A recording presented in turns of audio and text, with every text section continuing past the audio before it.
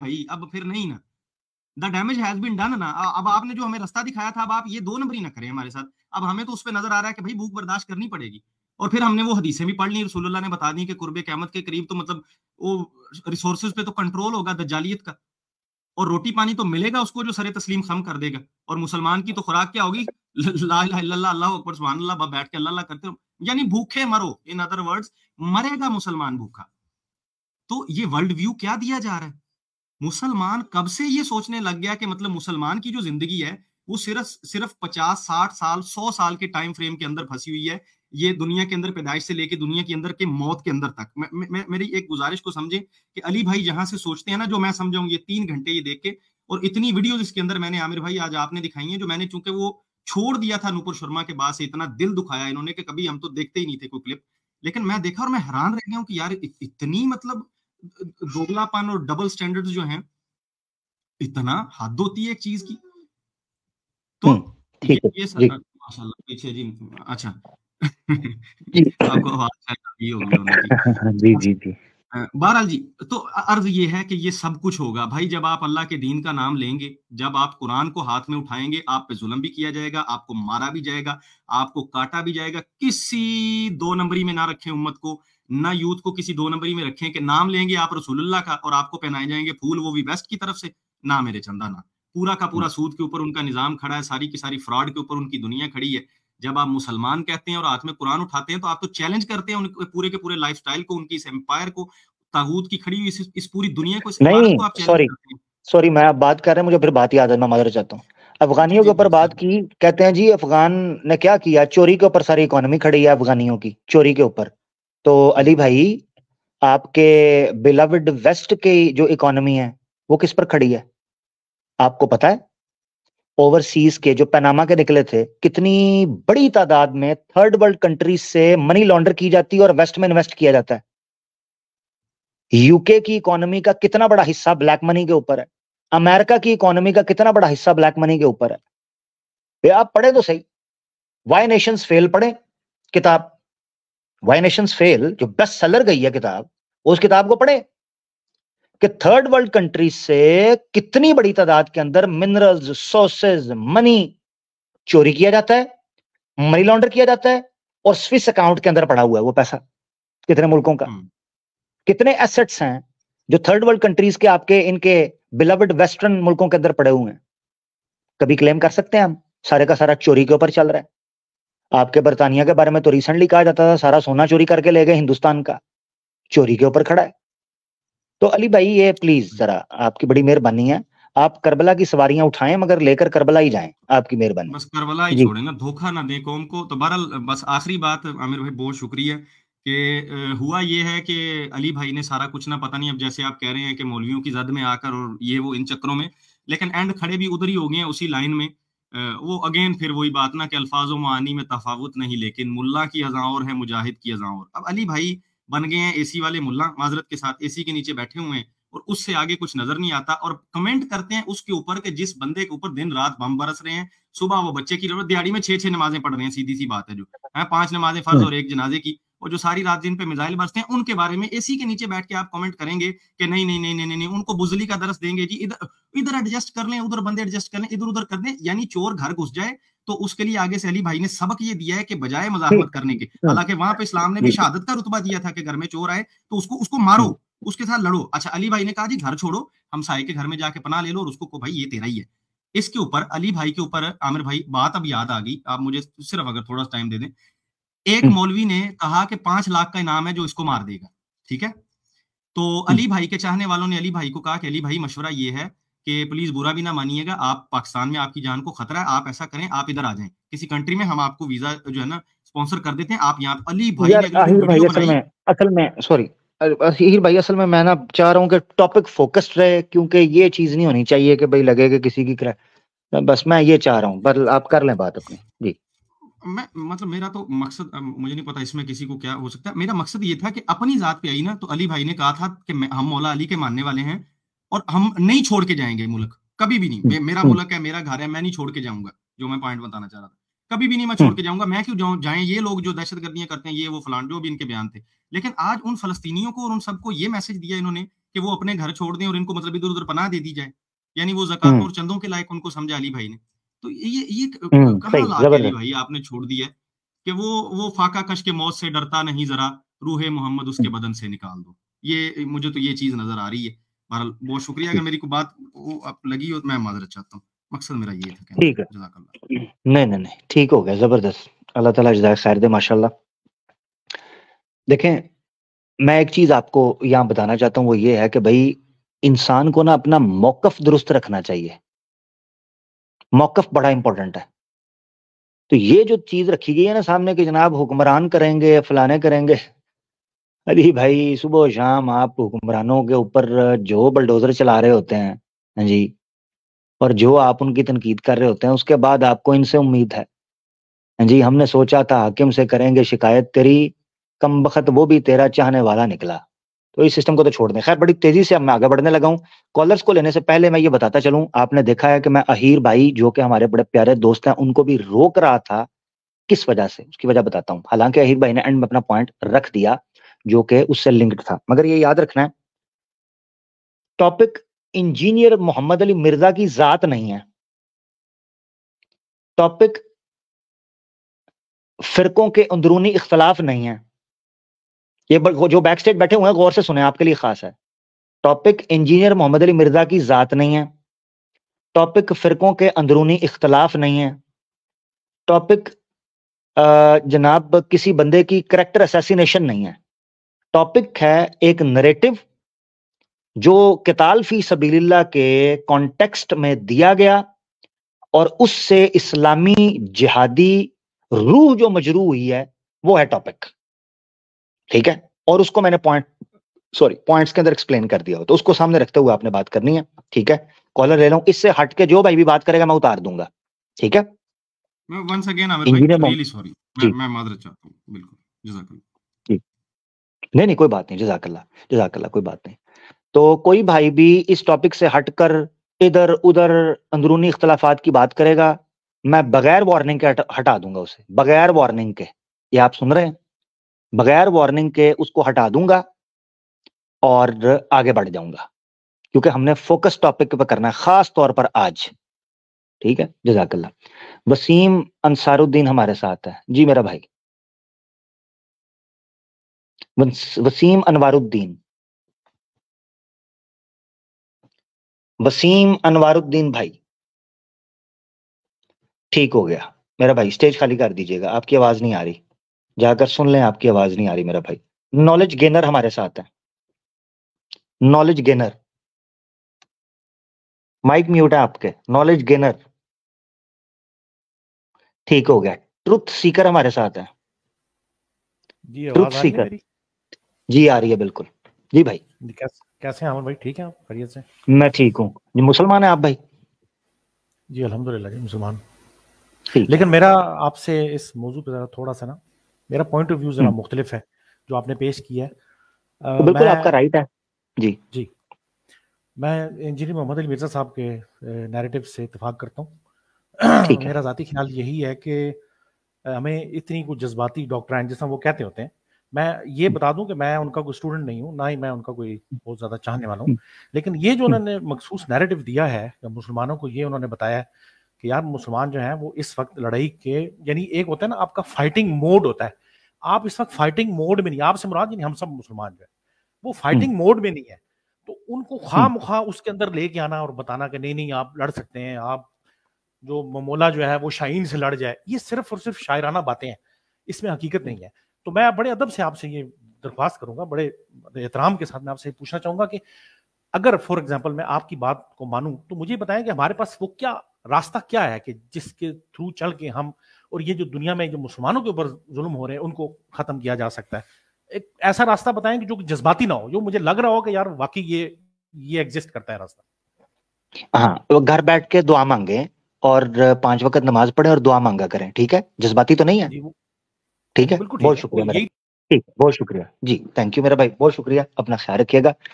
पीछे जो मेरी गुफ्तगू सुन लेगा उसको पता चल जाएगा मैंने क्या कहा। दुआ मांगे, 5 वक्त नमाज पढ़े, तहज्जुद में उठे, दुआ मांगे, जज्बाती नहीं है, ठीक है ना। आपने मुझसे कहा जी कोई तरीका बताएं जो जज्बाती ना हो, बहुत शुक्रिया। अपना ख्याल रखिएगा भाई, आपका मौकफ तसल्ली से आ गया। पीछे से जाके सुनेंगे तो आपको पता चलेगा मैंने क्या कहा। ये जो आप कह रहे हैं कि नहीं जी ऐसा नहीं वैसा नहीं, ये होना है, यही होना है, इसके अलावा कुछ भी नहीं होना। ये मैं आपको हकीकत बता रहा हूं, बाय हुक और बाय क्रुक आप इन्वॉल्व हो गए। तो जो जितना बचने की कोशिश कर रहा है वो फैसला कर ले। रोर भाई हमारे साथ हैं, कैसे रोर भाई, खैरियत, सब ठीक? जी अल्हम्दुलिल्लाह, बहुत बारीकी पॉइंट्स से आपने जो है बताया माशाल्लाह। हमारा जो जैसे आपने पहले ही वाजे कर दिया कि हमारे कोई ऐसे इख्तलाफात नहीं है, थोड़े से बस वो इल्मी हिसाब से जो आपने समझाया माशाल्लाह। चीज़ को अगर मोहम्मद अली साहब को देखेंगे शुरू से लेकर एंड तक तो उनको सारे पॉइंट समझ में आ जाएंगे कि वो क्या उनकी बातों में कितने सारे इख्तलाफात छुपे हुए हैं। और मुझे ऐसा लगता है कि आमिर भाई की ये ज़्यादा एक्टिव भी नहीं है मेरे ख्याल से सोशल मीडिया पे भी, या दूसरी चीज़ों को भी नहीं देख रहे हैं। मुझे ये बताएं आमिर भाई कि सबसे ज़्यादा खतरनाक क्या चीज़ है, मतलब मर जाना सबसे ज़्यादा खतरनाक है या डेली जुल्म सहना? अपने ही सामने 2 साल के बच्चे को, आप जानते ही होंगे अभी जून के अंदर में एक बच्चा मार दिया था 2 साल का, उसका नाम था मोहम्मद तमीम। क्या गलती थी उसकी? जी जी, हर एक अप्रैल एबी मार्टिन का बयान सुने, वो कहते कि वो 1 महीना ट्रिप पे गई थी इजराइल के अंदर में, तो उसने बताया कि वहां पे एक जनाजा निकल रहा था, उस जनाजे में लोग शरीक हो रहे थे। उन शरीक होने वाले लोगों पर इजराइल के लोगों ने गोलियां चला दी। और स्टेटमेंट मैंने डाल रखा है, इंग्लिश में है वो, जिसका मतलब वो कह रही है कि लिटरली उन लोगों ने जो है जो औरतों की शर्मगाहों पे, मर्दों की शर्मगाहों पे गोली मारी। हर दिन ऐसे ट्रॉमे से गुजर रहे हैं वो।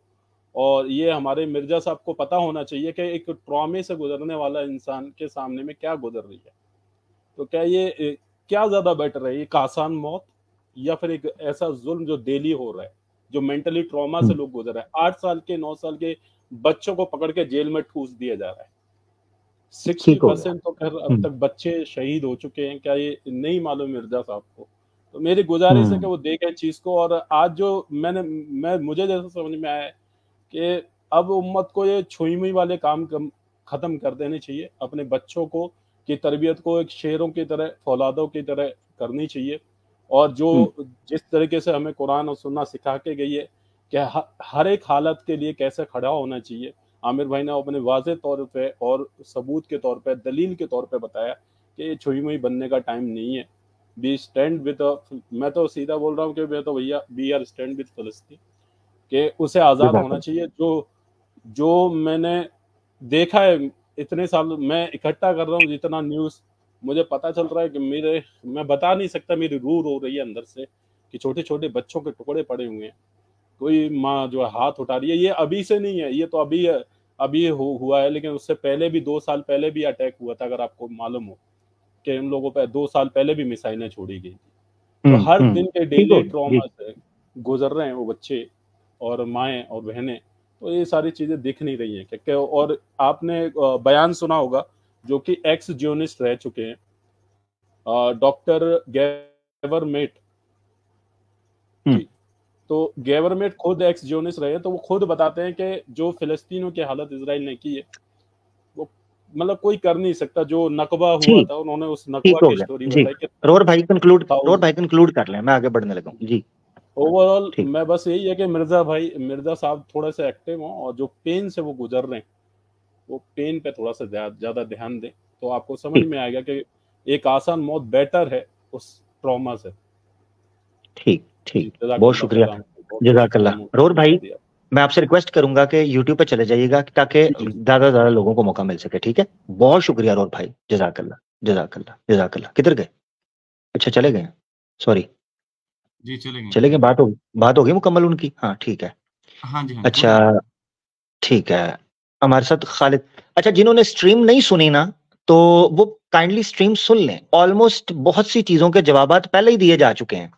जिस तरह ये थोड़ी देर पहले भाई आए थे, वो ट्रुथ सीकर करके वो कुछ पूछ रहे थे कैसे ये क्या, उसका जवाब दिया जा चुका है। इसलिए पूछा उन्होंने कि जज्बाती ना हो तो दुआ मांगे। भाई जाए भाई कुछ दुआ मांगने के लिए भी तो होने चाहिए ना लोग। हाँ दुआ मांगे जी कुनूत नाज़िला। हाँ कुनूत नाज़िला मांगे ना, जरूर बिल्कुल मांगे, सुन्नत है। खालिद बिन वलीद भाई, वालेकुम सलाम।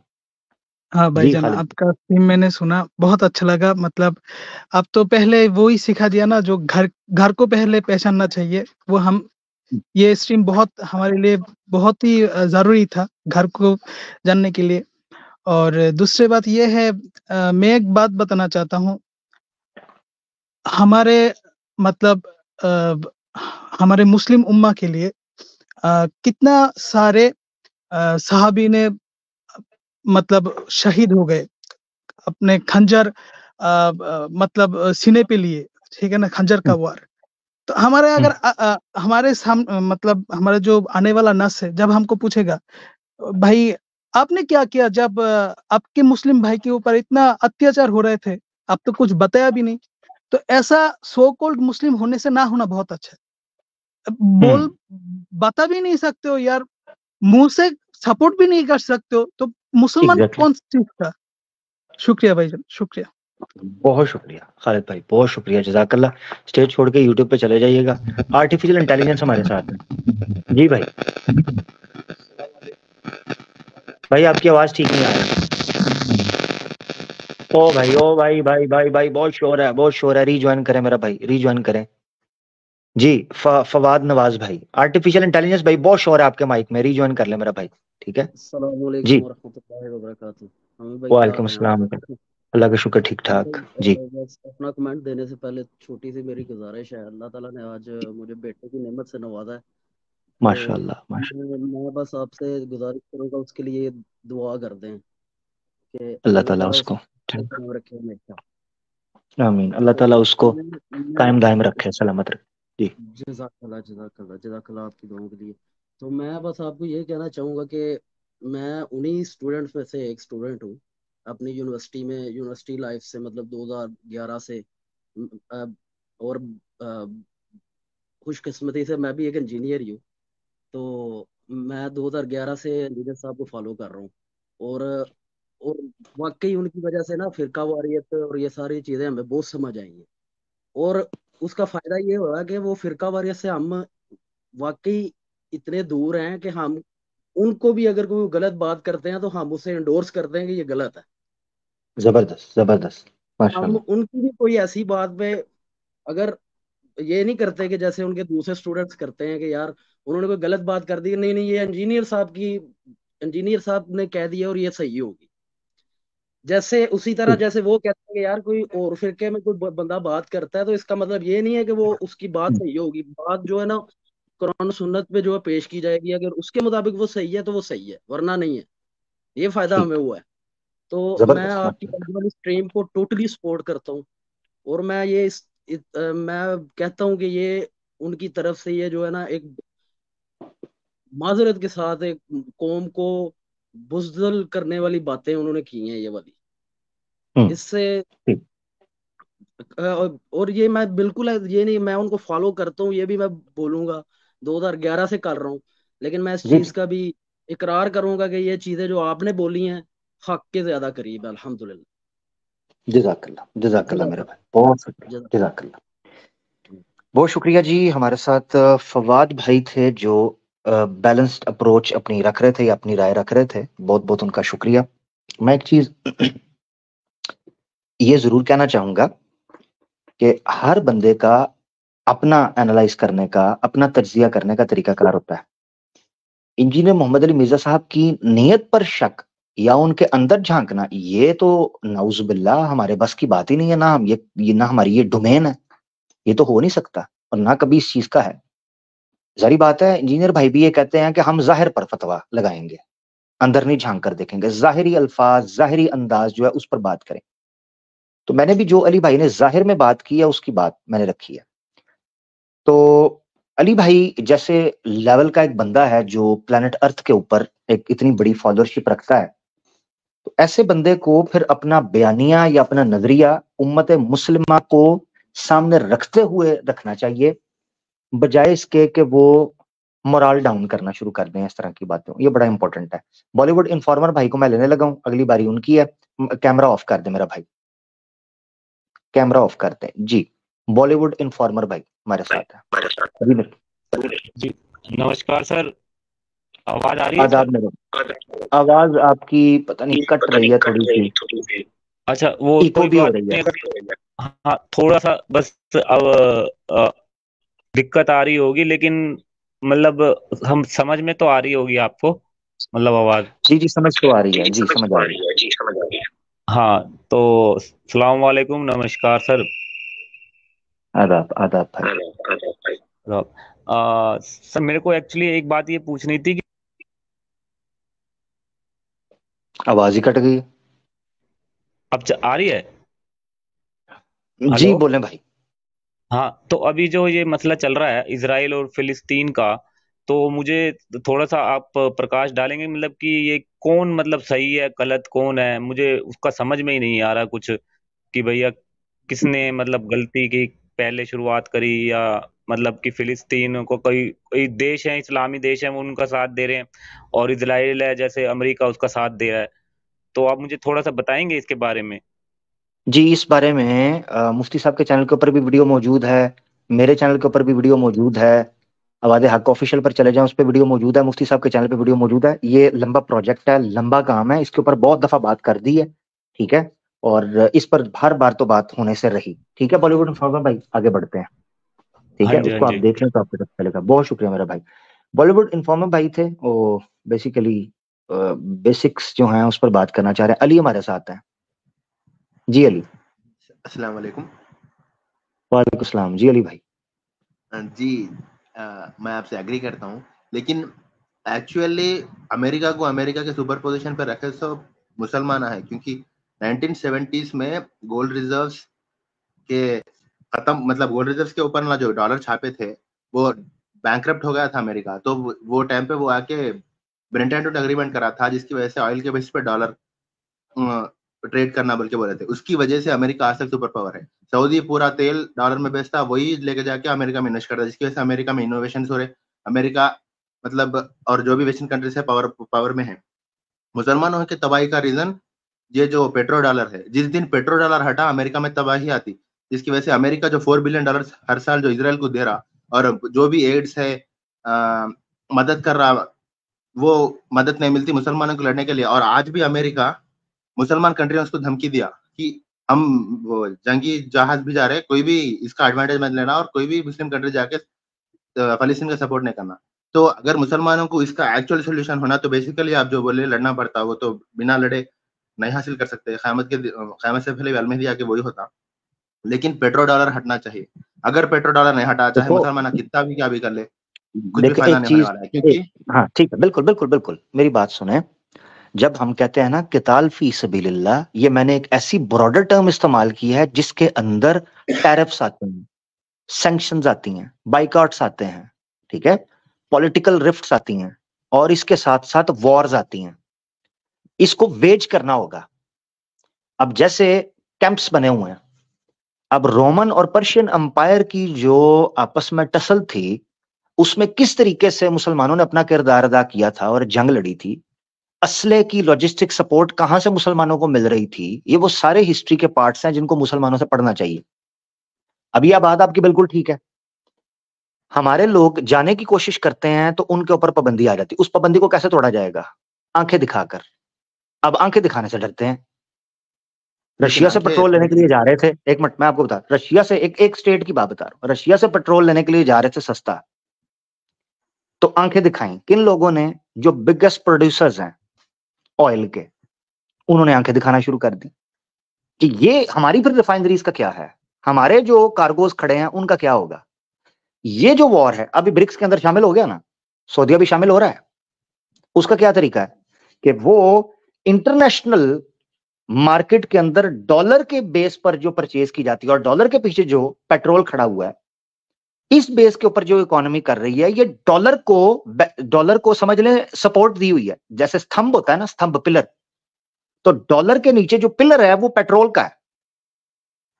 तो वो अब जारी बात है कि उसको खत्म करने के लिए आपको सबसे पहले मार्केट के अंदर लोकल करेंसीज के अंदर ट्रेड करना जरूरी है। ये बड़ा दिक्कत है। अब क्या हुआ, मिसाल के तौर पे पाकिस्तान एक मुल्क है जिस मुल्क ने चाइना के साथ सी पैक के द्वारा ये कॉन्ट्रैक्ट करने शुरू किए कि हम आपसे लोन्स लें और दें इस बेस पर हैं कि जो आपकी लोकल करेंसी है।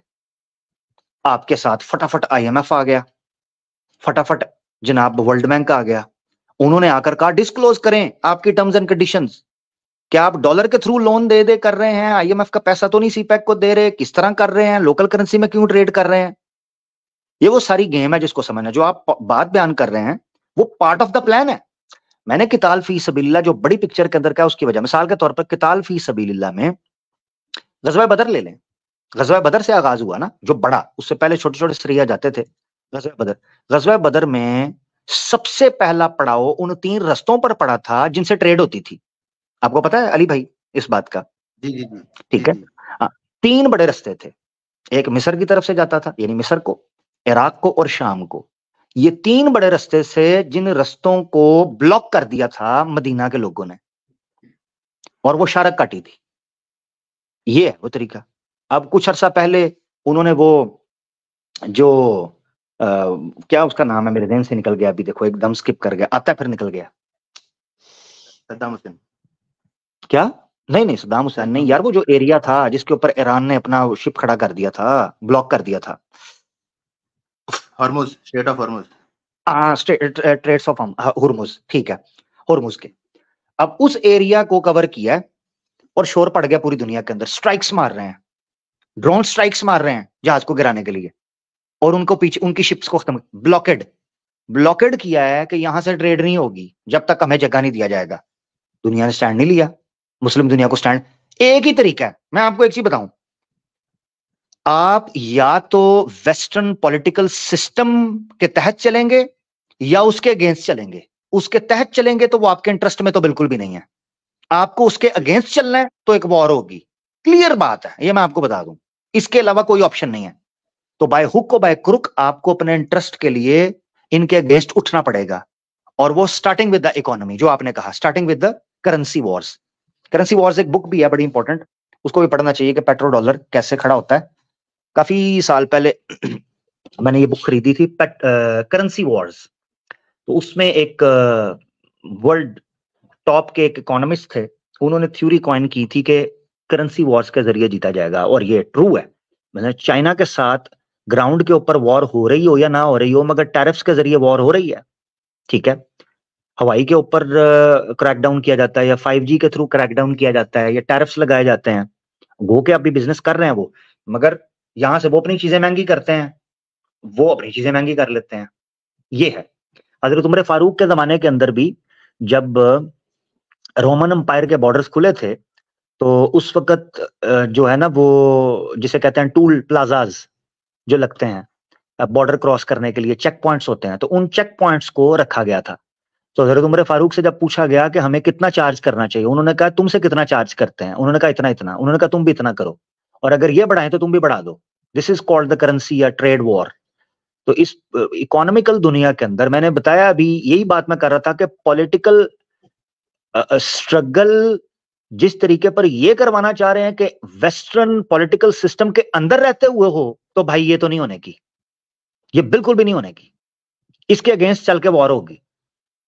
अब या तो आप खुद इतने पावरफुल हो जाओ, या जैसे चाणक्य ने कहा था कि पावरफुल अलाय के साथ मिल जाओ। चाणक्य ने भी कौटिल्यास चाणक्य के अंदर ये बात लिखी है, वो जो चैप्टर में जिसका जिक्र कर रहा था, टाइम की शॉर्टेज की वजह से मैंने उसको पढ़ाया नहीं, अगर मैं पढ़ाता तो एक बड़ी जबरदस्त शानदार वो एक डॉक्यूमेंट है चाणक्य का, शातिर आदमी था।